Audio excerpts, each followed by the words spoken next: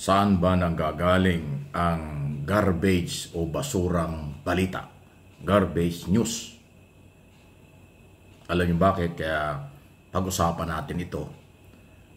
Kasi umiinit po yung palitan ng mga paliwanag tungkol sa nangyayari sa ating bayan between Malacanang at kampo ni Sara Duterte. Okay? Inakusahan po ni Vice President Sara Duterte na garbage news. Garbage in, garbage out daw po. Basurang balita raw po ang ginagawa ng Malacanang. At yung sinasabi daw po ni Undersecretary Claire Castro ng Malacanang. So, saan ngayon at sino ba talaga ang pinanggagalingan ng garbage news o basurang balita? Ang palasyo ng Malacanang na itinalaga ng Pangulong Marcos si Yosek Castro, broadcaster, lawyer, at vlogger na nagsatanggol sa Malacanang at sumasagot sa mga paratang ng mga kritiko ng administrasyon. Garbage ba ang balita galing sa kanya? Yan po kasi ang sinasabi ni Sara Duterte. O sa tingin ba ninyo ay mas garbage o mas basurang balita ang mga akusasyon at paratang paninira, pag-destabilize ng mga Duterte supporters, followers, at mga Duterte sa administration? So alin po ang kapakit-pakinabang na balita? Ang balitang galing sa palasyo na ating pinapasweldo at binabayaran para gawin ang trabaho sa ilalim ng saligang batas, na maglingkod sa mga Pilipino, gawin ang pinanumpaan sa saligang batas, na i-develop ang bansa, bigyan ng seguridad ang mga Pilipino, paunlarin ang bansa, nakipag-ugnayan sa international community, palakasin ang business at tourism, palakasin ang infrastruktura, at palakasin ang pagkain ng bawat Pilipino. Higit sa lahat, paninindigan sa West Philippine Sea. Yan ang ginagawa ng gobyerno.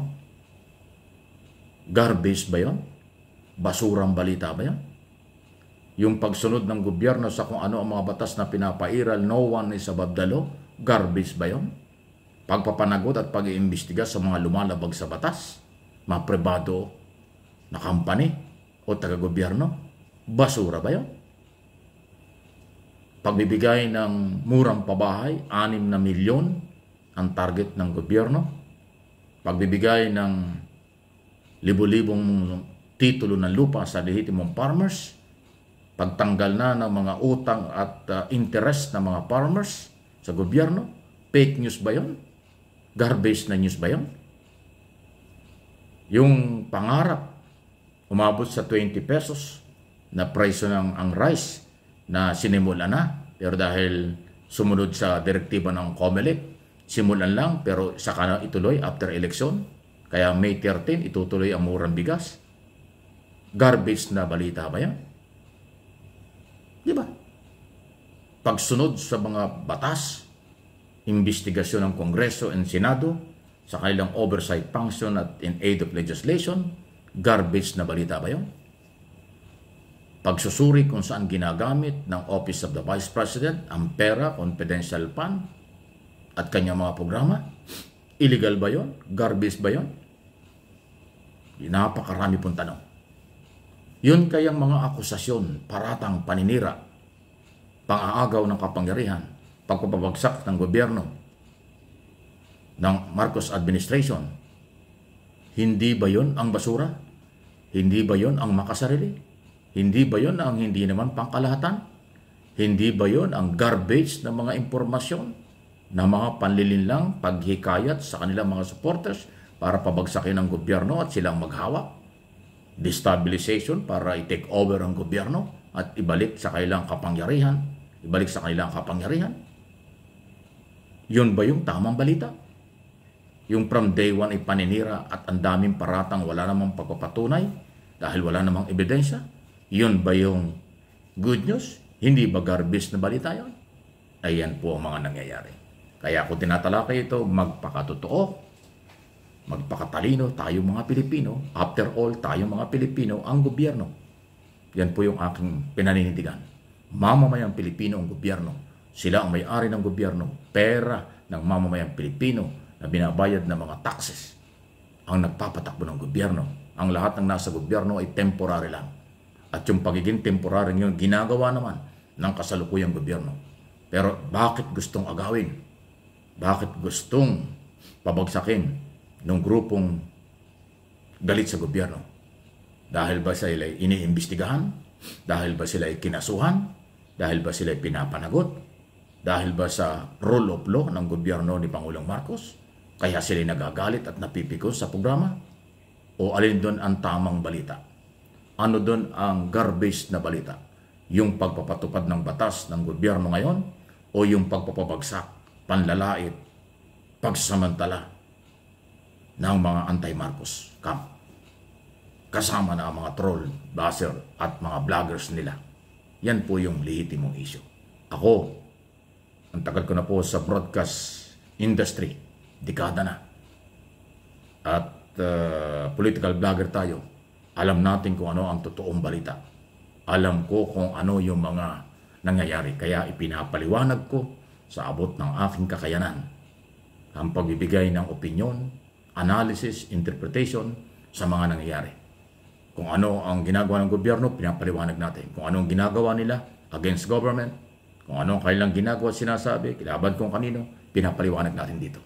Kasi tulay itong aking mga channel ng impormasyong dapat ninyong kapulutan ng aral. Huwag kayong palinlang, huwag kayong pabudol. Okay? Huwag kayong paggamit sa makasariling galawan. Kasi hindi naman kayo kilala nung kanilang ipinaglalaban. Kayo ba? Kilala ba kayo ni Duterte? Pag nagkaroon ba kayo ng problema, si Duterte ang tutulong sa inyo? Napatunayan na yan. Yung mga OFW sa Qatar, pro Duterte. Sino bang tumulong? Duterte ba nung makulong? Hindi. Ang tumulong ay pamahalang Pilipinas. Under President Marcos. Inuutos ni Pangulong Marcos. Pakiusapan ang Qatar government. Ayot na pakiusapan. Nawala ng kaso, hindi na sila nakulong. Isa lang nakauwi kasi expired na yung visa at na-terminate sa trabaho. Ayun, sino tumulong? Marcos administration. O yan ang sample pa lang yan. Marami pa na mga nangyayari. Ang gobyerno ang tumutulong.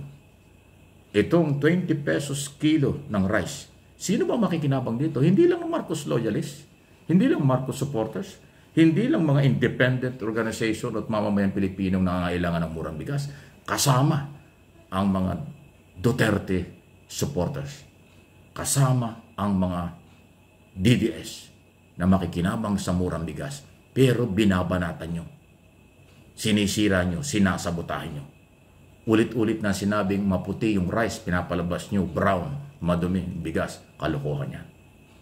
Diba? Yung housing project, yung mga farmers, at libreng sakay sa mga transportation pag may kinakailangan. Sino ba yung Marcos loyalist ba lang yun? Marcos supporters lang? Hindi. Kasama ang DDS doon. Lahat ng programa kasama ang DDS. Pero yung mga DDS, hindi ko naman nila lahat, sila pa rin ang patuloy na naninira. Doon sa mga ayu-ayuda, DDS din ang nakikinabang dyan. Maraming DDS na nasa listahan ng ayuda. Pero pag tumanggap ng ayuda, galit pa rin sa gobyerno. Real talk lang po. Yan ang totoo. Huwag magalit. Dahil pag nagalit kayo, may stress lang kayo. Pag sobrang may stress, depression yan, magkakasakit kayo. Again, pag nagkasakit kayo, gobyerno na naman ang lalapitan kapag may problema. Yun po yun. Paulit-ulit lang eh. Pero kailangan alam nyo ang totoo. At ang aking mga channel ang magsasabi niyan. At sinasabi ko na. Please like and share ng ating mga pinag-uusapan dito.